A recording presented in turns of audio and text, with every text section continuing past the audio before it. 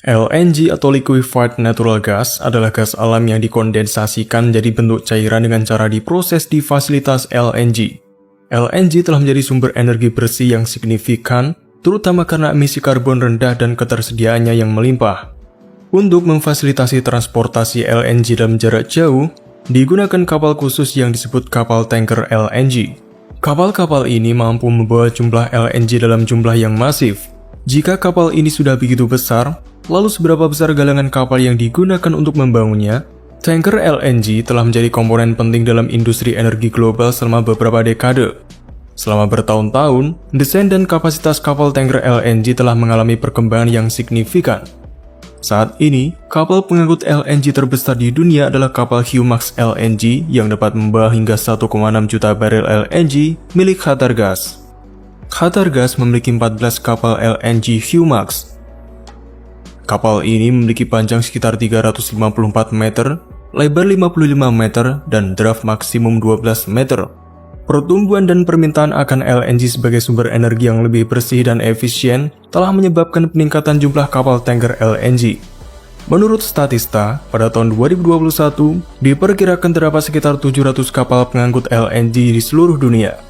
Membangun kapal tanker LNG berukuran masif membutuhkan investasi yang besar dan galangan kapal berteknologi tinggi dilengkapi dengan teknologi canggih mulai dari towering cranes hingga dry dock besar. Kapal tanker umumnya dibangun menggunakan baja dan paduan aluminium berkualitas tinggi yang dapat menahan suhu dingin ekstrim dari LNG yang disimpan pada suhu minus 126 derajat Celcius. Tangki-tangki tersebut dilapisi dengan bahan khusus seperti nikel, baja tahan karat, dan paduan aluminium dengan lapisan luar yang dilapisi dengan isolasi panas yang tebal untuk menjaga LNG dalam keadaan cair dan mencegah penguapannya. Kapal tanker LNG dibangun di galangan kapal di laut. Tahap awal pembangunan kapal LNG melibatkan persiapan desain kapal yang mencakup dimensi, spesifikasi teknis, dan fitur khusus sesuai dengan kebutuhan proyek. Konstruksi kapal LNG dimulai dengan pembuatan modul dan bagian kapal di galangan kapal. Modul dan bagian ini biasanya dibangun di darat menggunakan teknik penyambungan dan pengelasan baja. Bagian-bagian tersebut akan menjadi bagian integral dari struktur kapal. Pasca modul dan bagian kapal selesai dibangun, mereka dipindahkan ke dry dock. Modul dan bagian kapal yang telah selesai dibangun dipasang dan disatukan di dry dock sesuai dengan rencana konstruksi. Setelah semua modul dan bagian kapal terpasang, proses penyelesaian struktur kapal dilakukan. Ini melibatkan penyambungan dan pengelasan bagian-bagian yang tersisa, termasuk lambung, dek, superstruktur, dan sistem penyangga kapal lainnya. Selama tahap ini, kapal secara bertahap mulai mengambil bentuk dan tampilan akhirnya.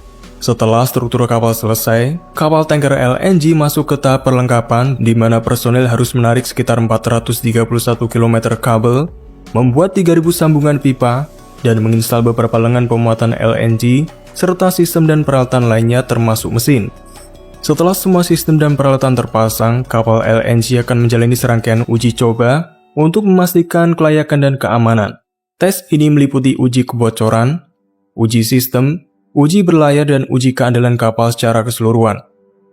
Beberapa kapal tanker dilengkapi dengan mesin bahan bakar ganda yang dapat beroperasi baik diesel maupun LNG.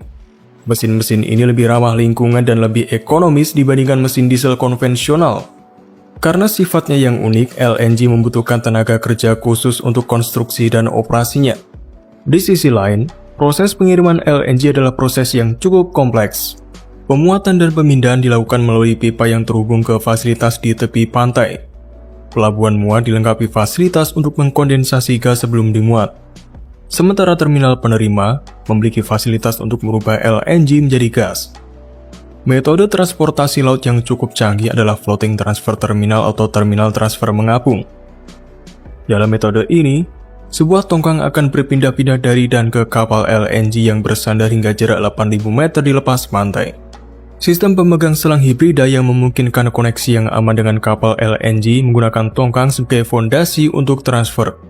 Pertama, LNG dipindahkan ke tongkang menggunakan cryoline LNG floating hoses atau selang apung cryoline LNG melalui pipa transfer yang terhubung antara kapal LNG atau floating storage unit dengan tongkang. Setelah tongkang terisi dengan LNG, tongkang dapat berlayar ke pelabuhan atau terminal LNG untuk bongkar muat LNG ke kapal tanker atau kapal pemuat lain yang berlabuh di sana. Proses ini dapat dilakukan secara berulang-ulang untuk memenuhi kebutuhan transportasi dan bongkar muat LNG. Penggunaan floating transfer terminal jenis tongkang dan cryolan LNG floating hoses dapat meningkatkan efisiensi dan fleksibilitas dalam pengiriman dan distribusi LNG.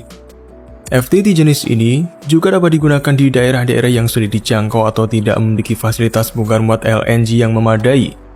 Dalam beberapa kasus, LNG juga dapat ditransfer dari satu kapal ke kapal lain dalam proses yang disebut bunkering LNG. Dengan kata lain, ini menyuplai bahan bakar untuk kebutuhan kapal lain. Keuntungan menggunakan bahan bakar LNG adalah pengurangan polusi yang signifikan dibandingkan dengan bahan bakar berat, diesel laut atau minyak gas laut yang digunakan untuk mengisi ulang kapal. Bunkering LNG dapat dilakukan baik di pelabuhan maupun di laut. Ketika melakukan transfer antar kapal di wilayah Arktik, kedua kapal berlayar dengan kecepatan lambat sebelum terhubung satu sama lain. Satu kapal bertumbuh pada jangkar, sedangkan kapal lain mendekat sendiri atau dibantu oleh kapal tugboat. Lalu kru kapal akan mengirimkan messenger lines dan mooring line satu sama lain sambil menjaga jarak konstan atau pendekatan secara bertahap. Selang bahan bakar kemudian dihubungkan dan seluruh operasi diawasi dari dalam kapal. Selama transfer LNG, harus ada pemantauan yang ketat terhadap suhu, tekanan, dan debit LNG yang ditransfer. Selain itu, kapal bunker dan kapal penerima juga harus memastikan bahwa lingkungan dan kondisi operasional aman. Selain menggunakan kapal khusus LNG, LNG didistribusikan langsung dari sumbernya yang dapat berupa terminal impor, hub, atau pabrik pengkondensasian. Kemudian, kontainer isocryogenik ditempatkan di atas truk dan dipindahkan ke regasification station, di mana LNG disimpan dan diuapkan untuk digunakan. Setelah dimuat ke dalam kontainer, LNG akan melakukan perjalanan ke pelabuhan keberangkatan, di mana kontainer dimuat ke kapal pengiriman dengan bantuan alat angkat berat. Mereka dipasang dengan hati-hati ke dalam bracket besi untuk menjaga kestabilan selama perjalanan di laut. Setelah pemeriksaan oleh kru kapal, kapal berlayar menuju tujuan akhirnya. Setibanya di pelabuhan lokal, kontainer-kontainer tersebut dibongkar dari kapal dan diangkut ke pabrik LNG setempat untuk menyelesaikan transfer menggunakan trailer. LNG kemudian dibongkar di pabrik dan disalurkan melalui sistem pipa lokal.